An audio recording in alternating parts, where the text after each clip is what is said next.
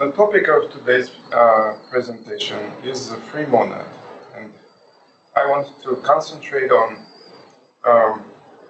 practical use, what that is for, and also to motivate how it was invented maybe, but less so than look at practical examples. So imagine we are dealing with an imperative API that has some operations. And as an example, I chose HDFS file system operations. And these are, for example, delete file, create file, and read and write files on the HDFS file system. So in this test, I'm using a local file system, but this is HDFS configuration, so we could just as well imagine this to be a real cluster-based file system. Now, the operations are imperative, so you call them, and you call another one, and there's some effect, and so on. Now, this is a test that illustrates how we would use this API normally. First, we delete a file in case it's there, and we create this file again. We write some bytes to it. We flush and close the stream. Now, notice that the stream that we need to use when we write is the value returned by this create method. So we need to keep that value and then call some functions on it. And we can read, and in order to read, we have to prepare a byte array with a certain length. We need to get that length, and so on. So all these things are kind of clunky, and at the same time difficult to test, because you actually need to have a file system that performs these operations, or else you would have to mock every single function in this huge API. So this is a kind of difficulty that we want to avoid. And also, this API throws exceptions. There's another test where if there is no file that we're trying to open, then it throws an exception. So this is a standard imperative API that is not nice to work with. And the free monad can be seen as a way of converting that API into data.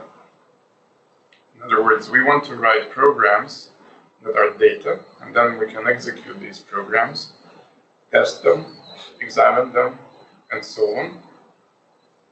Much easier than it would be with this kind of API used directly. So, imagine that we want to create a data type that represents these HDFS operations. I only chose the 4 operations here to be represented. And in order to model this type, I just look at what data these things need in the actual API. For example, the write API needs an outstream. So let me see what that type is. This is the FS data output stream. So it needs that, and it needs the byte array. And that's why the write case class has an outstream and the byte array as its elements, as the parts of the case class. And also, this write function returns unit. And so, let me check that this is so.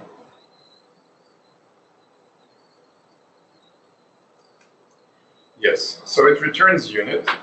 And I model this by saying that this write case class extends HdfsOps of unit. So this is a kind of the pattern that is very useful for representing operations as data. You say each operation is a case class. The arguments of that operation become parts of the case class. And the output of this operation is the type here. Now, this is a pattern that is a little maybe unusual because all of these types here are different and they're specific. So, for example, this delete is not parameterized by any type T. None of them are parameterized by type T. The trait is parameterized, but these specific data classes aren't. And this is so because actually they do not need a type parameter. Because our API is not type parameterized. Our API has very specific types. So write, delete, and so on. Delete, for example, returns a Boolean. There is no type parameter anywhere in this API. There is a specific type, like path, and so on. And that's why these classes are not parameterized themselves. But the trait is parameterized because these operations may return a result. And so create operation returns an output stream. And the delete operation returns a Boolean. And so that's why we use the type parameter here. That type parameter represents the result of each of the operations. The types delete, create, write, and read do not have themselves any type parameters.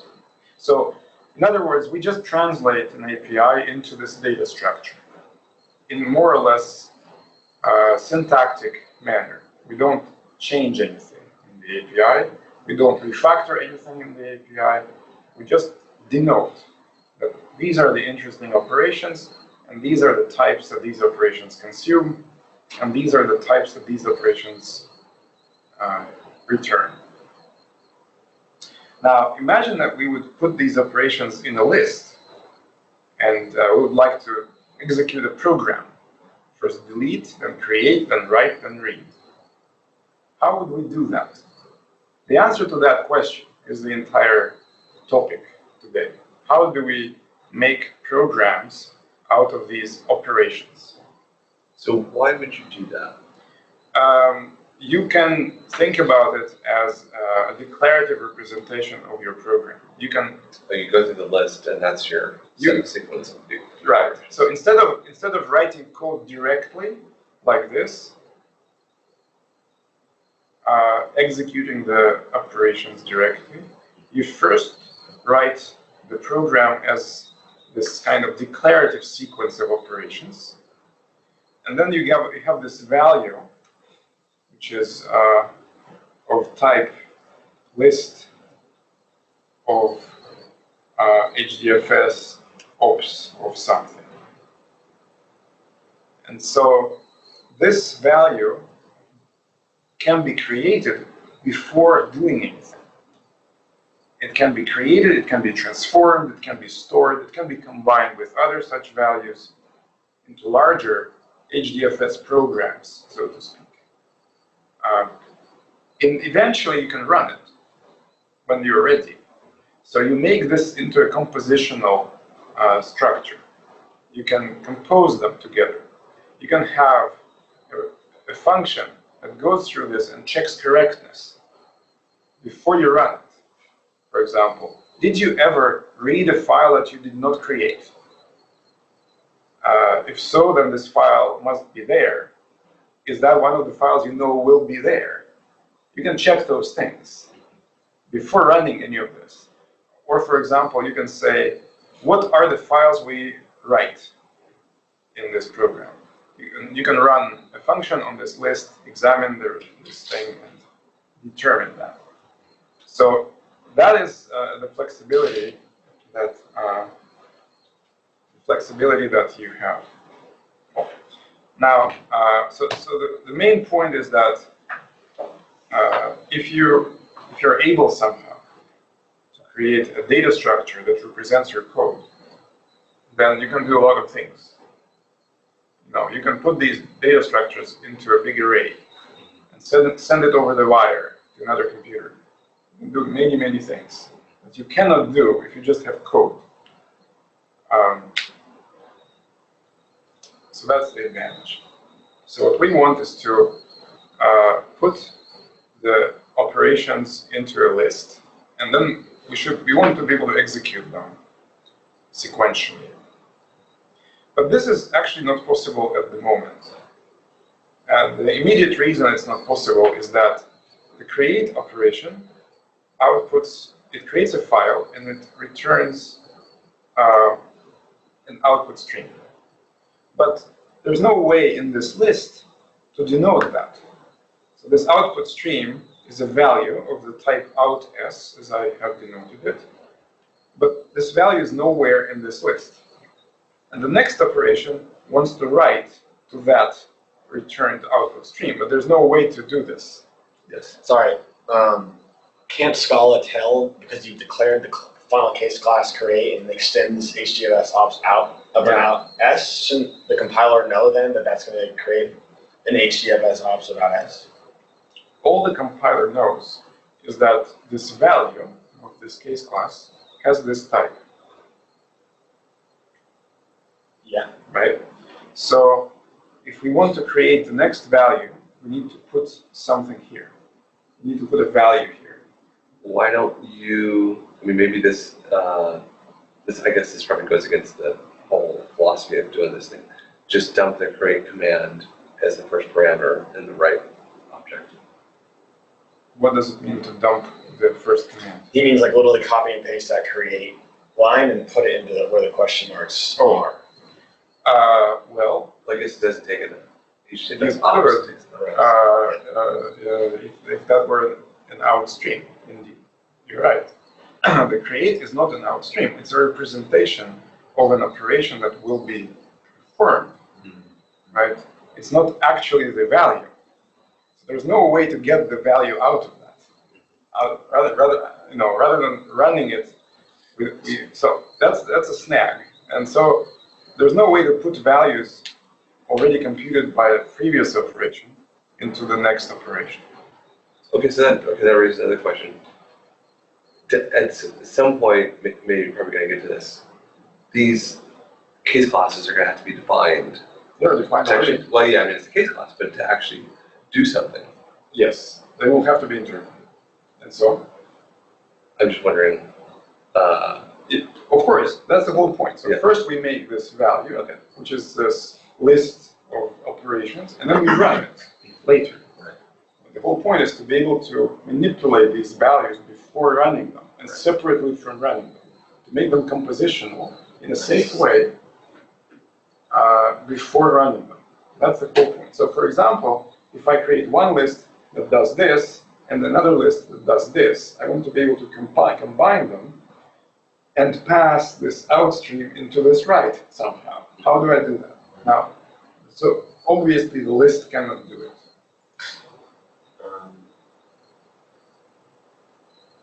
Would it be possible, or something to the effect of having write take instead of a parameter out s, a function that takes as an input an out s? Well, the thing is, that you can do, but it really won't help. Okay. The point, the write is already a function of an out s. You have to give it there. So somehow you have to denote that the output of this needs to be passed into that function. Right. How do you denote that? Yeah, can't do it with a list then, right? Yeah. Okay. So what you say also will not help really. So the way to do it is to realize that what you need is an operation that combines these two into another one of the same. And this operation needs a function that takes this out s and returns this. In other words, you need an operation that does something like this, which is like flat map.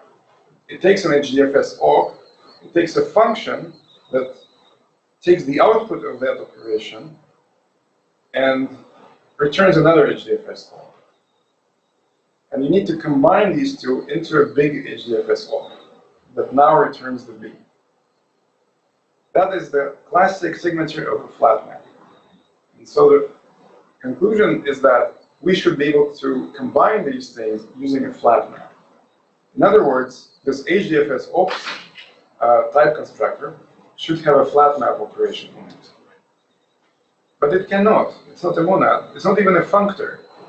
It's this weird definition that has specific types here. So to make it into a functor, for example, would mean that you have a map function that takes an HdfsOps of A and returns an HdfsOps of B. But there is no HdfsOps of B. There's only these 4 possibilities. You can't even do an HdfsOps of B for an arbitrary B. Yeah, I see. So that's the immediate reason why this thing is not even a functor, that can't even have a map, let alone flat map.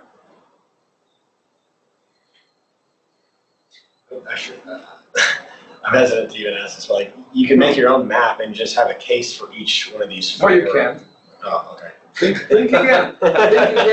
Think again. I want a map that takes a function from A to B, right? For any B. For any B. Yeah, okay. You can do a case on A. You can. But you cannot do a case on B. Okay, I see. Yeah, I see. Yeah. Right? I'm going to give you a function to int. Okay? What are you going to do? Yeah, I don't know. Okay. The answer is there is no way of doing this. It's not a function. And it's not a monad. But we want to have it into a monad. And if we can do that, then we will write a program like this. We'll write an HDFS program. It will be very easy to pass values from one operation to another in arbitrary ways. Because you would have things defined on the left-hand side, and you could just do whatever you want. So if we had a monad that encapsulates these operations, then we would be able to write our HDFS programs, we'll be able to combine them, and run them later. We'll see how that works. Somehow we will run them, obviously. Just define a function to run them. We'll see how that works. So the immediate difficulty is that it's not even a functor. So how do you make it into a monad? The idea is that we want to wrap these things into some bigger case class that has a flat map. Now this cannot have flat map. Now we need a bigger one that has more stuff somehow. So the free monad is the construction that takes an arbitrary type constructor and wraps it into stuff so that the result is a monad. And it wraps that in a way that is the least constrained. It has no computations. It's free in the sense that it's free of computations that are actually performed. It doesn't perform any operations. It doesn't do anything. It just wraps. It's just a pure wrapping of structures in a way that looks like a monad. That's the idea. I will show you how that works. So what we do is we define a free monad as a trait. It has f as a parameter. So f is going to be a type constructor that we wrap. This trait has 3 case classes in it: wrap, pure, and flat map. So the wrap class just wraps the given value of f of a. So imagine f of a is a type constructor like HdfsOps of a, and it's not a functor, and it's strange and bizarre. It has no properties. We just wrap it in a case class. So this does nothing, and we pretend that this is a free monad too by extending this trait. Now, free monad should have operations pure and flat map. We make these as case classes. It's the same idea that so pure, I remind you of a signature. It has a signature of A going to M of A, where M is a monad. So that's what we encode here. It's a case class. The argument becomes the content of the case class, and the type of the return is here. So it's just like we encoded the HDFS operations, where we said the case classes have the content that is the arguments of the API, and the type is the return type of the API. So we encode the monad API in the same way. This is the argument, this is the return type. Flat map, the same way. The argument of flat map, let me say, so this is M of A, then A to M of B. This is the type signature of a flat map. Going to M of B. So we make a case class that has these data as its parts. So the free monad of, so instead of M, we say free monad of FA. A goes to free monad of FB, and the result is free monad of FB. Now, so far, we just said there's a trait, and it has these three case classes. Now we can actually implement the methods flat map, map, and pure for this trait. This is the main trick. The trick is that these methods don't do any computation, they just wrap. For example, the pure, it wraps its argument into the pure case class. The flat map, it wraps its arguments into the flat map case class. It reminds me of just like a sum wrapper. Sum? Yeah, like sum or none. Is that? Well, so in what way does it remind you? Well, because if you make something an option of, Yes. you just wrap it with sum. That's right. You're not actually doing any operations. That's right. Is that That's similar? right. Very similar, yes. Right. So you're given this data, and this, on which the flat map will work. And you're supposed to compute the flat map, but you aren't actually going to compute anything. You're just going to put this data into the case class with no computation, just wrapping it into a layer. And because the flat map is defined, the case class is defined as being of this type, then it's of this type. So you have returned something of the right type without having done any computation. And then you also define a map method where you actually don't need another map case class for that, because you can define map using flat map and pure. So I'm just doing that. And again, this is not a computation, this is just wrapping. It's just going to be wrapping. That's the main trick. So the free monad is a bunch of case classes that pretend that they can do flat map. And when you say, well, do me a flat map on this, it tells me, done, right away, with no computation. All it does is it wraps it in the flat map case class, which is a do nothing case class.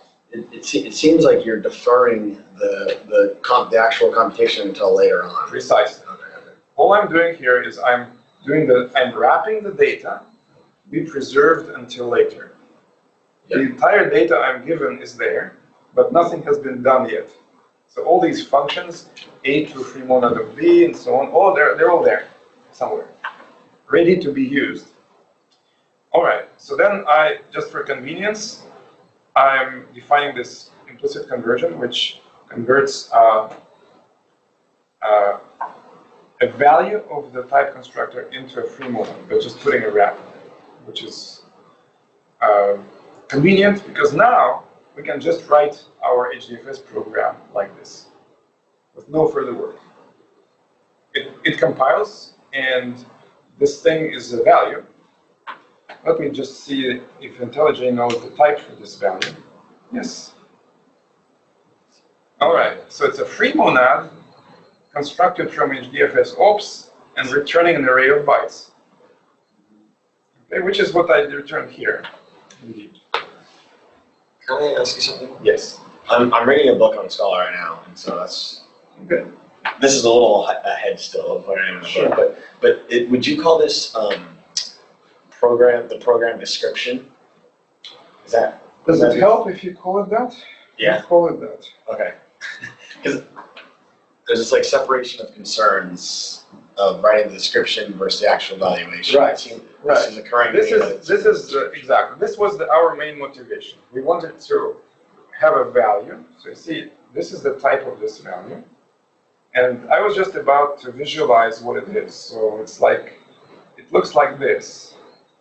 It's a bunch of wrap and flat map and wrap and so on. It's a bunch of case classes, and that's exactly if you want a description of what should be done. And it's a full description. It's an adequate description. It does not leave out any detail. It tells you exactly that I create a file on a test path, and out goes my FS data output stream. And then I write to that stream some bytes. And then I read those bytes, and I get an array byte. You know, that's, and then I delete the file. But the bytes I read are still there, so I can get them. Right? This is a program. This is your code, which has exactly the same logic and exactly the same types, but it doesn't do anything. So if you want to put a breakpoint here, good luck. Okay. Right? Because this thing, it will break on something, it will be nowhere where you want, because it will be just creating some case classes. But that's, if you wish, indeed, a description of your logic and your data and so on. So now let's see how we can run it. Now, in order to be able to run it, obviously we need to run each of the HDFS operations somehow. Otherwise, it's kind of strange. Let me ask you something, because we were talking about a list, and now we're talking about this for yield structure, right? So are we, I mean, have you just sort of abandoned the list, or is that still in play? Well, what is a list? I will remind you what a list is. A list is a case class. It has it's a trait that has two case classes, which is nil and quants, right? So when you say a list, it's basically a bunch of nested case classes. We don't see it when we write this syntax, but it is just a bunch of nested case classes. Now I'm offering you a different way of writing a bunch of nested case classes that's a lot more useful. Because now you can pass values from one to the next. In the list you couldn't. Yeah, but we're abandoning the list. We already abandoned the list. Yeah. The list was just our first unsuccessful attempt to put operations into a data structure. And the list is inadequate because you can't pass values from one operation to the next. Yeah. Flat map is adequate because it allows you to specify functions from previous values to the next program. So the next parts of the program could depend in arbitrary ways on any of the previously computed values. And that's exactly what you want to represent an imperative API. Huh. Right. This is mind-blowing. Yes. So, well, okay, another question. Maybe we talked about this when we were going over cats. What is the definition of a free monad? It's complicated. Okay. The definition is it one of those that we talked about? No. Okay. I don't think it was ever in the book. Okay. The definition is basically that it's a construction that takes your data type, wraps it into something to make it into a monad, but in such a way that you don't add any more logic. So that you're wrapping exactly as little as possible so that you get a monad out of the wrapped stuff. But you don't add any more computation, you don't add any more extra logic, so that's what the free So it's like a monad builder. It's a monad builder, but it's a minimum possible monad builder. Now there's a mathematically rigorous way of formulating what it means to be a minimum possible wrapping. Okay, and that is not helpful actually. It is possible to define it and prove that something is a minimum possible wrapping, other it is not. But those things are useless. It's much more useful to just have that idea that you can wrap things in this way, as I just showed, and you get a monad, and then you can run them. And once you get that working, you can optimize things. There are many other wrappings that you could use. In fact, if you go online and look for tree monad in Scala, you'll find at least 3 different presentations that have different code. One that I have written, and then 2 other different versions with different types. And, they're all working pretty much the same way, but they're different because you could optimize this. For example, the wrap class is not necessary. You could remove it and rewrite other things, make things more complicated, and you still get the same functionality.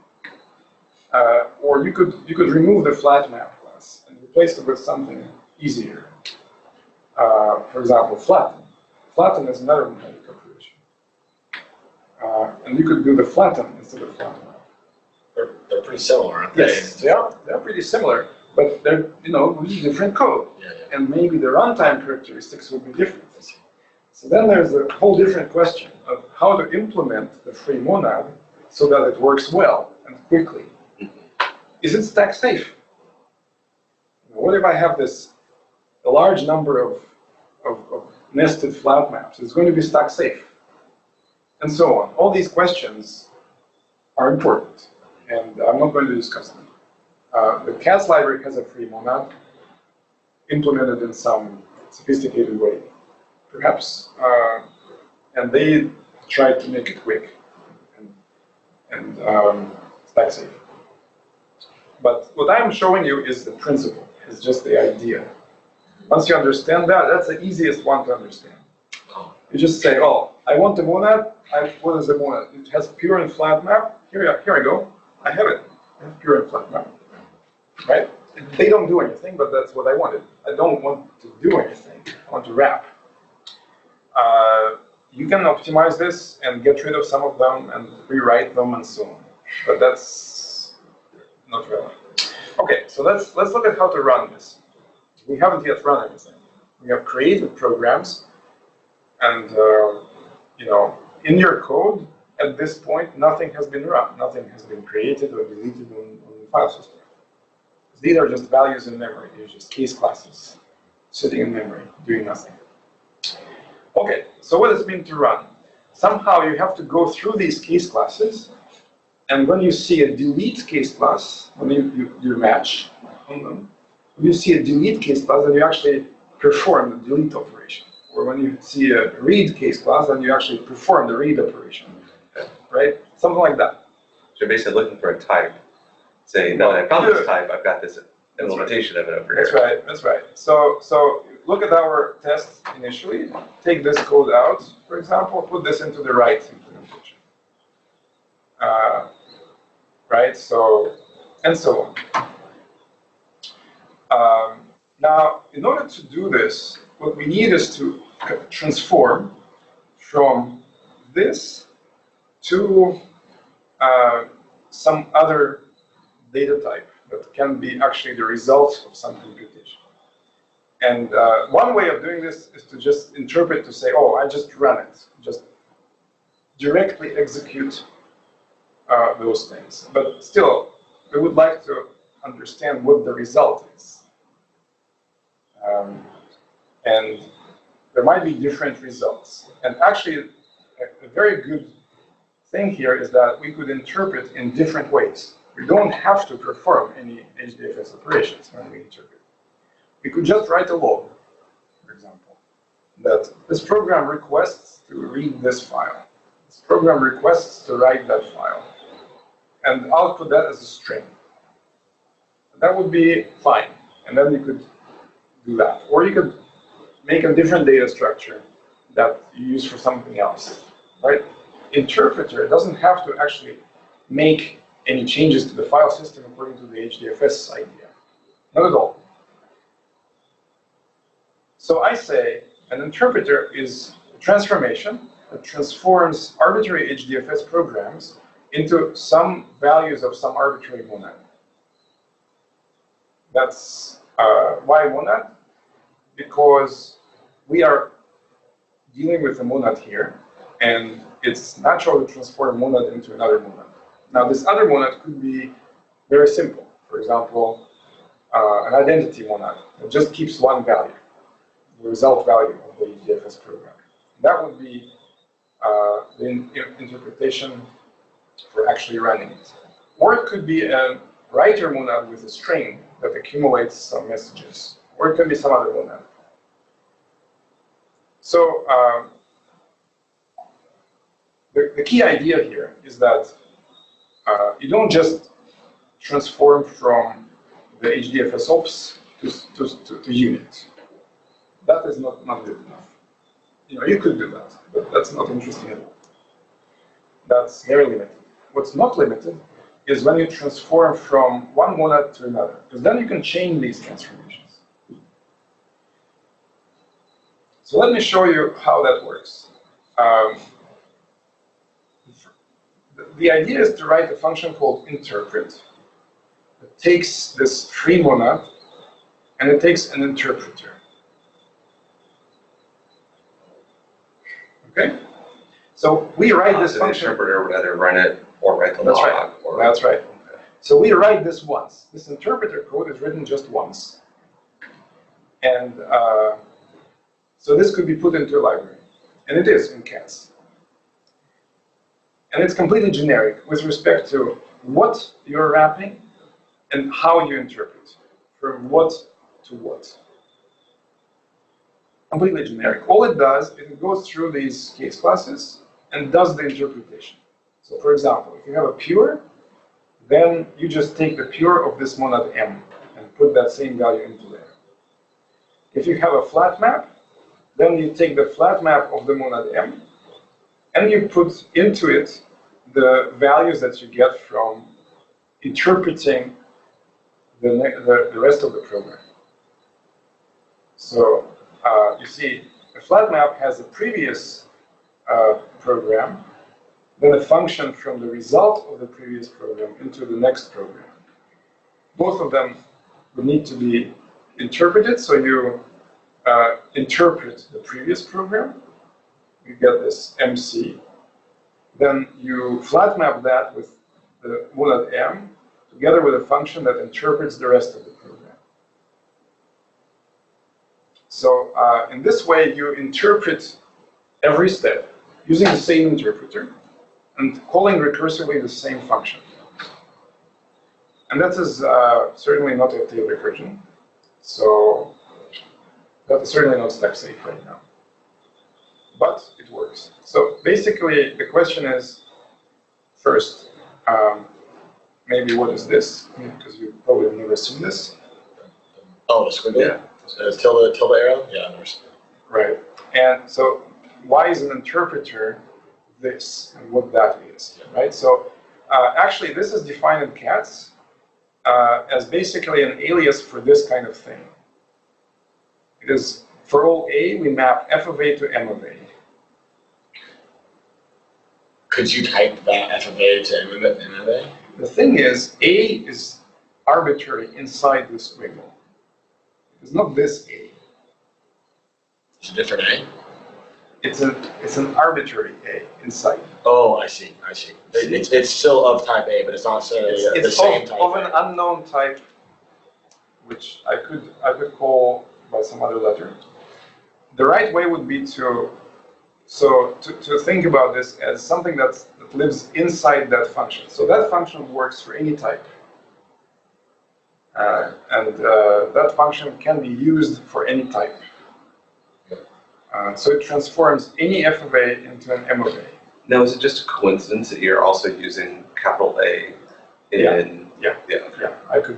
I should maybe rename this like that.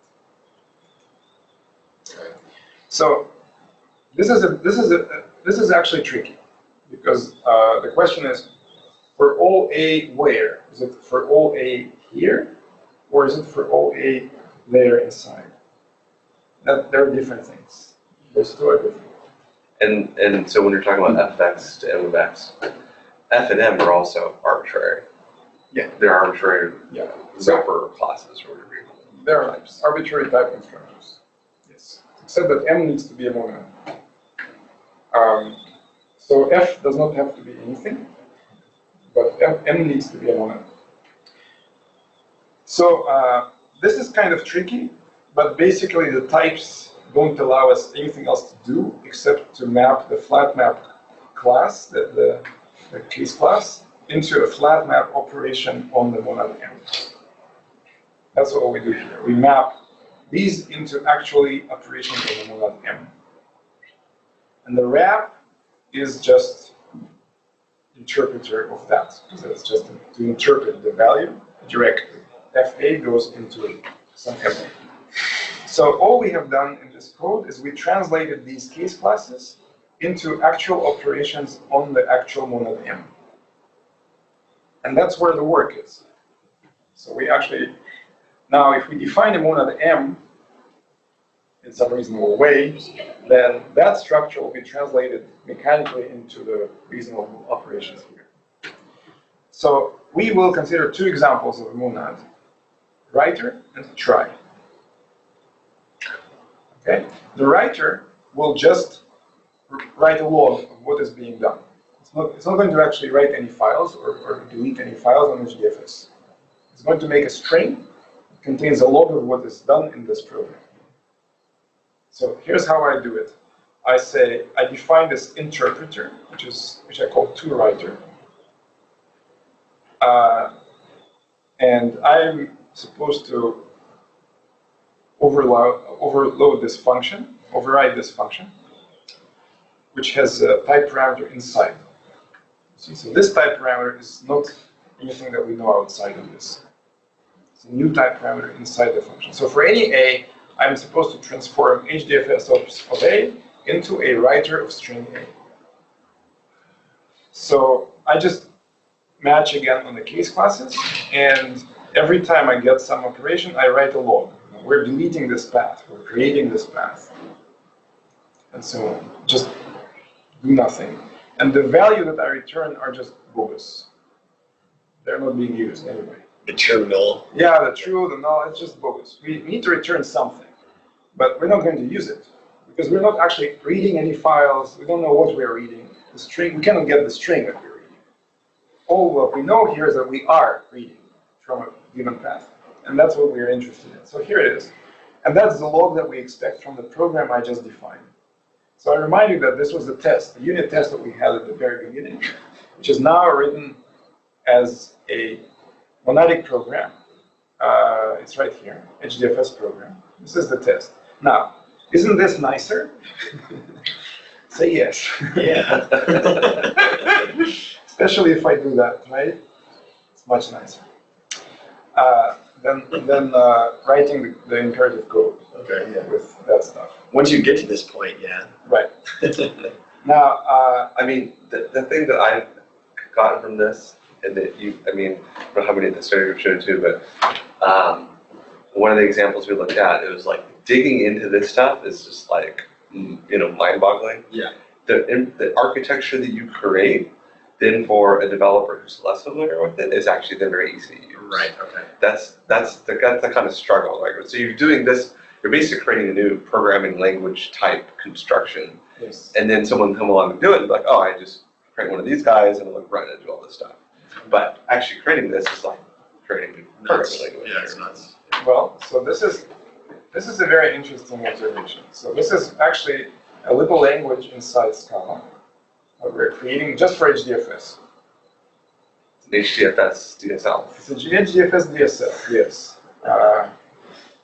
which we could make bigger at will. We could very easily make more operations here. That HDFS program value is the DSL, essentially. Well, the DSL is all the code that we have done to be able to write them. The case classes, Case the classes, all this runner, interpreter, all that stuff. That's the DSL. The result of the DSL is that we can write this program, and here's a test, okay? Interpret my program with the interpreter. And I get the result. And then I can get the string out of that result, and it's equal to the expected log, and the test passes. Okay. Question? All right.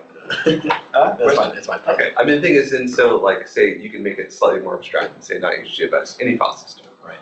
Like local file system, HDFS, some other file system we never heard I of. just took an example of an imperative API where you have values that you pass from one to the other and call functions.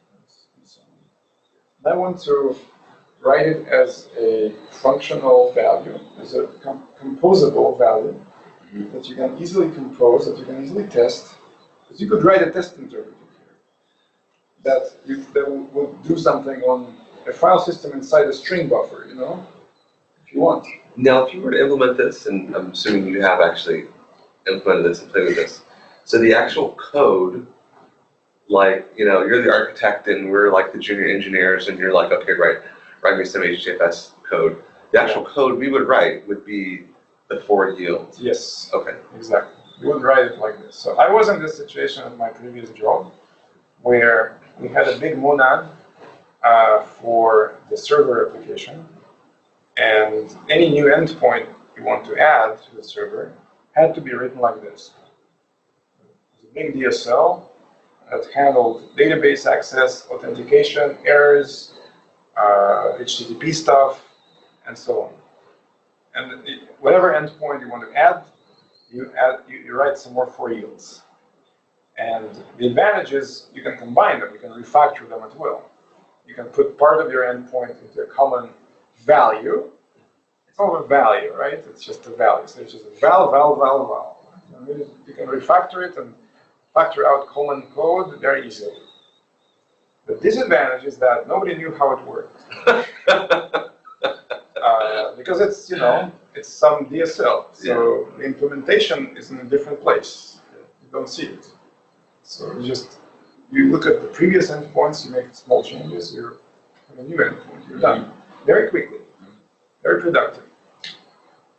Just to reiterate, like you're saying, you would just do, like where you just were with the val HDFS program, you could do a val HDFS program too and have to like create two things, and you just throw them together really fast. I'll show you. Just using the building blocks that you That's created. right. Yeah. Because it's all composable. The composition, yeah.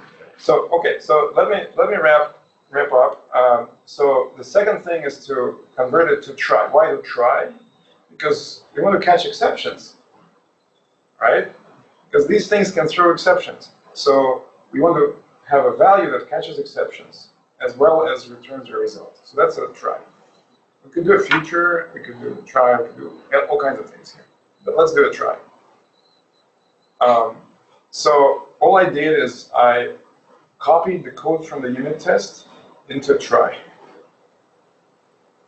So this is the interpreter. If you have a delete, then you do this.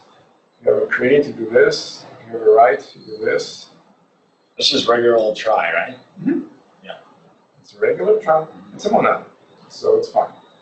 All I need to do is to make sure everything is wrapped in a try. So these are the operations I need in this API. So I put all this imperative code in here under a try. And I interpret the same program with this interpreter. And I get the result. So this actually runs with HDFS. See? And this program is the same value. It's a val. Right? So I'm not... But that one's actually reading and writing. So this interpreter contains actual calls to the actual Apache HDFS client. And that's why it would do it then. So we have the test. Now, let me show you the same in cats. much quicker, of course. You just use different names. Instead of wrap, they have free.liftf.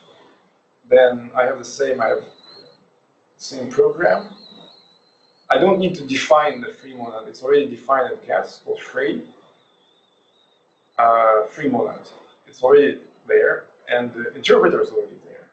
It's called fold map for some reason. But call it run or whatever.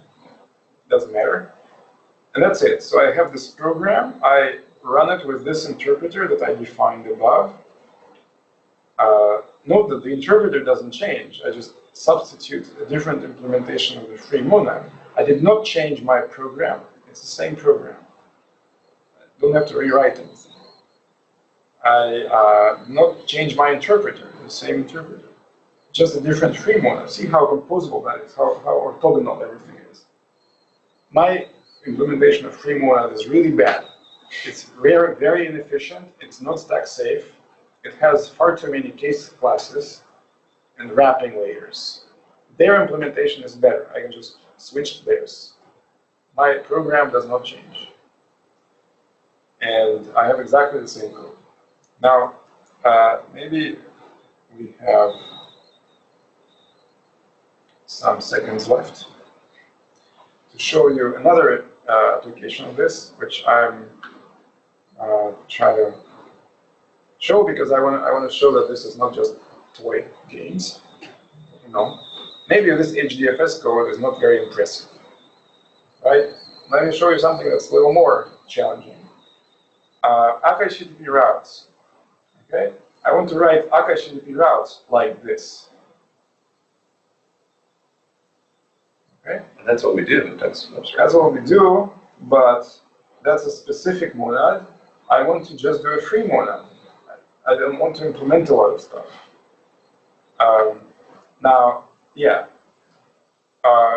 I want to have a different interpreter for this monad.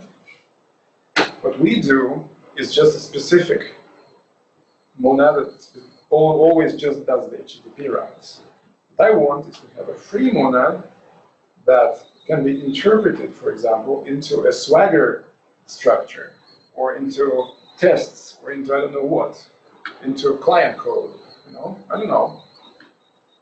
Why not? basically an endpoint, which maybe a web server or maybe something else. Maybe it's a client code generator from the same program. Because if I'm able to formulate the routing as a free monad, then I'm free to interpret it in any way I want. I can interpret it as a real server route and put it into production, or I can interpret it as a boilerplate for client code that finds the data structures that are necessary and return codes that are necessary. I can have a function that computes all the possible HTTP return codes that I return. If everything is done, of course, using free monad, if all the operations are declarative through the free monad, then I can do all of that. I can generate everything.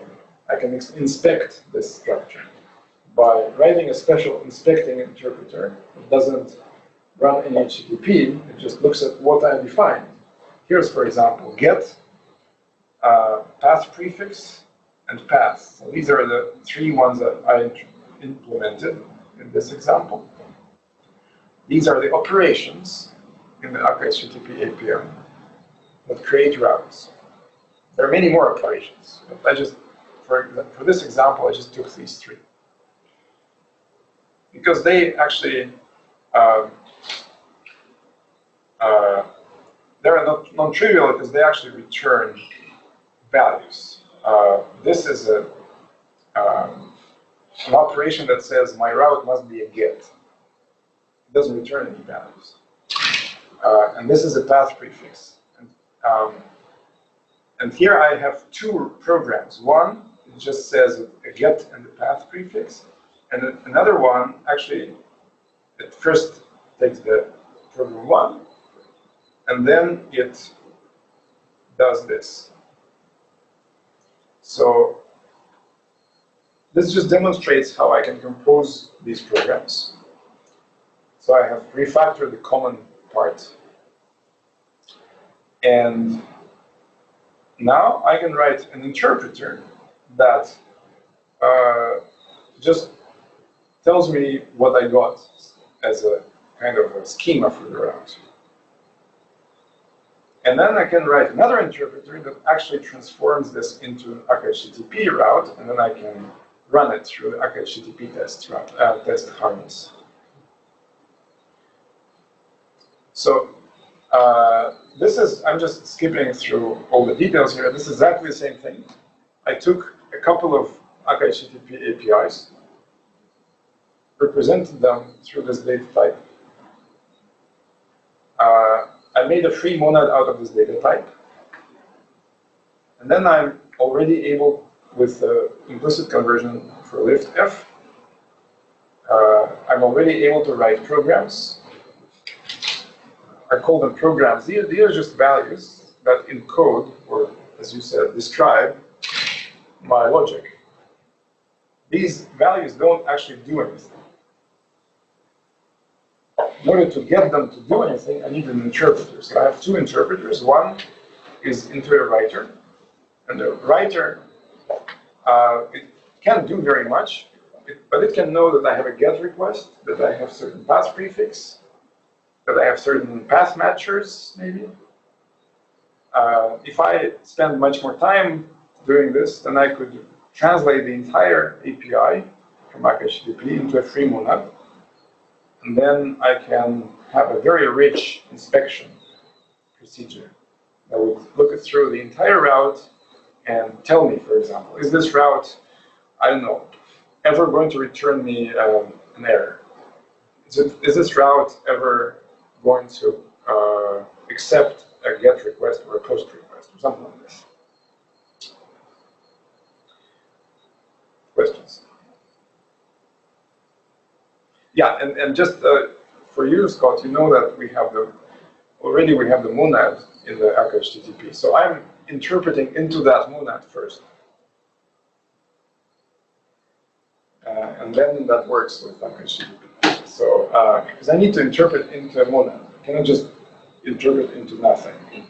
So I could interpret into a trivial monad, but in this case I have to make connection to their library. And so to interface to them, I have to interpret into what I implemented before, HdFs monad. So you know, it would be interesting if for the next session or for a follow-up session, you wrote that article about rather than creating new programming languages, you should create DSLs, and like something like Scala is used for that. Yes. It would be, I mean, so this is an example, obviously, but it would be interesting to like maybe look at a few other examples of how DSLs can be created. Like what's a good way to do that? What are some good examples of that? I mean, I think a lot of the stuff we've looked at has gotten to that, but I haven't always, gone from there and be like, oh, okay, now I'm gonna implement it. Although I suspect there's probably like I've been working on HDFS right now, creating an abstraction to call HDFS or whatever. Yeah. So seeing some examples of what would be useful would be great. Right. Well, okay. I imagine not putting it all into a flat map isn't the only way to do it. You see, this is a very generic way, and it's especially good for imperative APIs where you call things in a specific order in order to get values that you use later. Yeah. Right. So that kind of thing is very well suited to monads. Now, there are other things that you want to get out of a DSL, such as the Akka streams DSL that describes the stream architecture, the stream graph. It's not monadic at all. It's a very different kind of DSL, and it's not about describing imperative operations that are executed one after another, where you pass the result from the previous one to the next one. It's about describing a graph, and that's a very different idea. Another thing would be to just figure out how you would write down the description of your program in some way that's readable, and then translate that into data structures. So that's a good example. Might be, imagine you want to generate, let's say, we're almost done. So imagine you want to generate a data structure for some server, right? And you want to combine these data structures. So like the protobuf.